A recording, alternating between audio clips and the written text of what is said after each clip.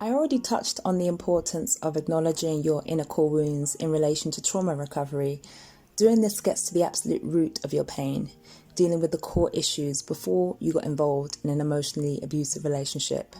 If you follow my content, you'll know that I prefer to emphasize and focus on you rather than the narcissist and what they did to you. And yes, that involves looking at yourself and taking accountability for the part that you played in the relationship. Now, some people say, it's not my fault, I was treated like this. And no, it's not.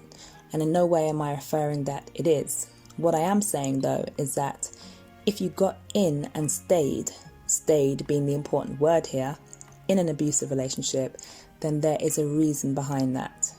I come across people who have attracted narcissists and abusive people in their lives. I mean, narcissists and abusers are everywhere, right? People assume that narcissists specifically target empaths or people they know they can take advantage of, but that's not entirely true. They shoot their shot and hope for the best.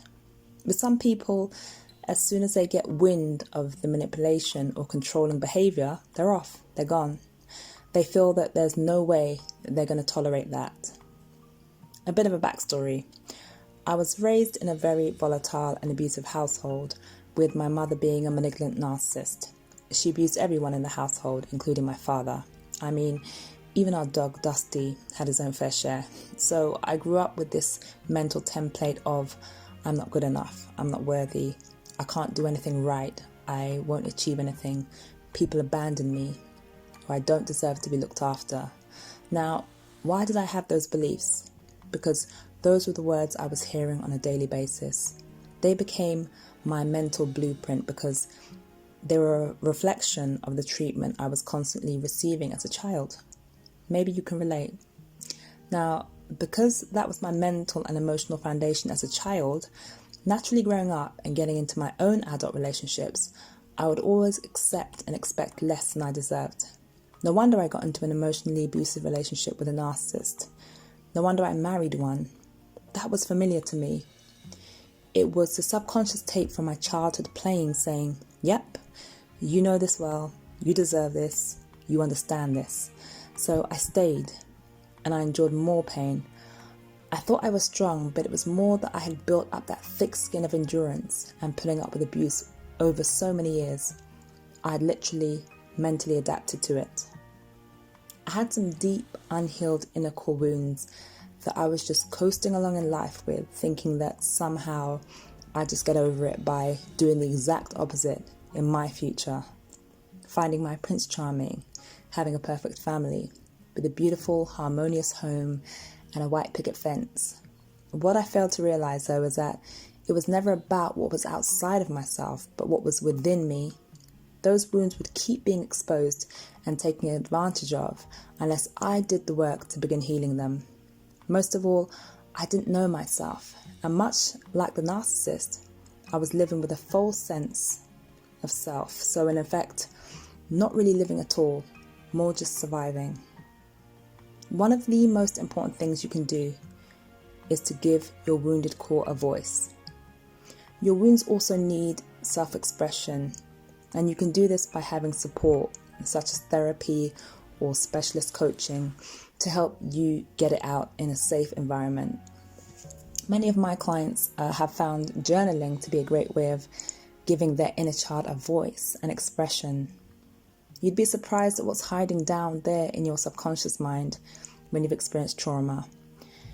You can experience something called selective amnesia, where your brain totally blocks out those events because you might not be able to handle them. And, they're too painful and you might become too overwhelmed.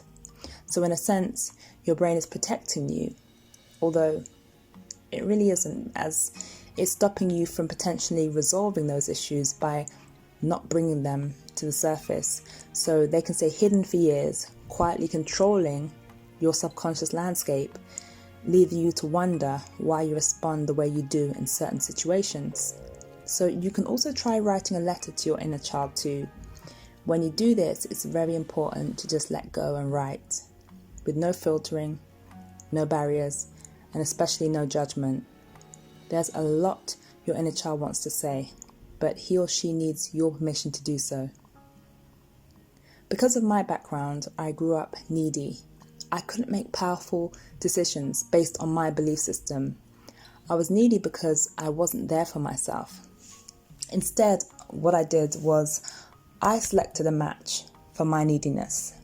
And when you do this kind of inner work, you'll find that you won't select another needy soul in order to get your needs met. Instead, when they do try and approach you, your inner child will say, nope, no thanks. I know what I deserve, and this is nowhere near it. By doing this inner work, you'll be able to rise up in your life and start making powerful choices. So when you tend to the wounded part, you tend to the wound. Ask yourself questions like, what does my wounded part need? If you find it hard to answer, a big clue is in your displayed behaviours. For example, does being discarded trigger abandonment issues?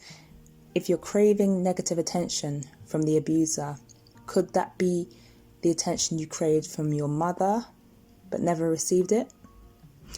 These things are all interlinked, and although it can seem like a bit of a puzzle, when you keep asking yourself these kind of questions and digging deeper, the answers will become uncovered in a much easier way. You are responsible for creating an environment of safety and nurturing for yourself and your inner child. No one else is. And to me, that is powerful because it means you can make powerful and long-lasting changes which do not depend on any external factors. It's vital that you take inventory of your current surrounding too, and remove or engage less with people who cause you pain or don't add to your life in any positive way, but instead subtract from it. Build stronger influences and relationships in your life. It's hard to heal in the same environment that broke you, so remove all obstacles to your healing. You can't do this lightly if you're serious about creating positive change for yourself. In doing all of this, you will allow your deeper self to emerge.